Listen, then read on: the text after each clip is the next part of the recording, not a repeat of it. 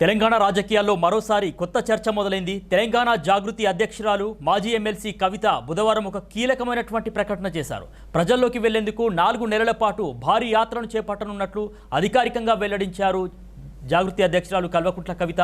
జాగృతి జనం బాట పేరుతో ఈ యాత్రను అక్టోబర్ 25 నుంచి ప్రారంభమై ఫిబ్రవరి 13 అంటే 2026 వరకు కూడా కొనసాగించబోతున్నారు. ఈ సందర్భంగా కవిత విడుదల చేసినటువంటి పోస్టర్ ప్రస్తుతం రాజకీయ వర్గాల్లో చర్చనీయాంశంగా మారింది. యాత్ర పోస్టర్లో తన తండ్రి బీఆర్ఎస్ అధ్యక్షుడు కల్వకుంట్ల చంద్రశేఖరరావు కేసీఆర్ ఫోటో లేకపోవడంపై కవిత స్పష్టత ఇచ్చారు.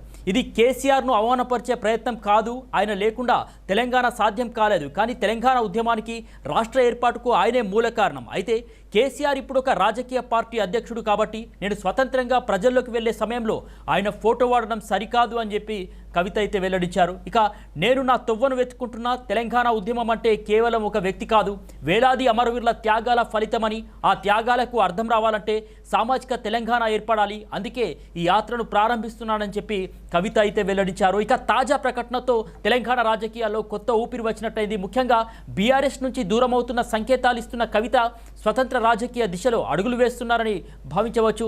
ఇటీవల బీఆర్ఎస్ నేతలపై ఆమె చేసిన వ్యాఖ్యలు పార్టీ వర్గాల్లో తీవ్ర చర్చకు దారితీశాయి.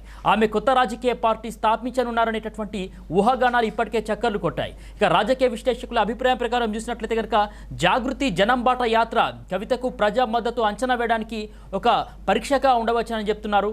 యాత్రలో ప్రజల స్పందన బాగుంటే గనక కవిత తన కొత్త పార్టీని అధికారికంగా ప్రకటించే అవకాశాలు కూడా ఉన్నట్లు చెప్తున్నారు.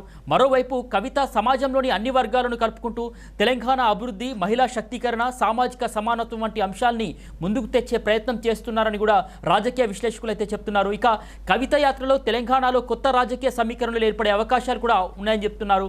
బీఆర్ఎస్ నుంచి వేరుపడి స్వంత మార్గంలో నడవాలనే కవిత నిర్ణయం భవిష్యత్ రాజకీయ సమీకరణలపై ప్రభావం చూపవచ్చని అంచనాలు అయితే ఉన్నాయి.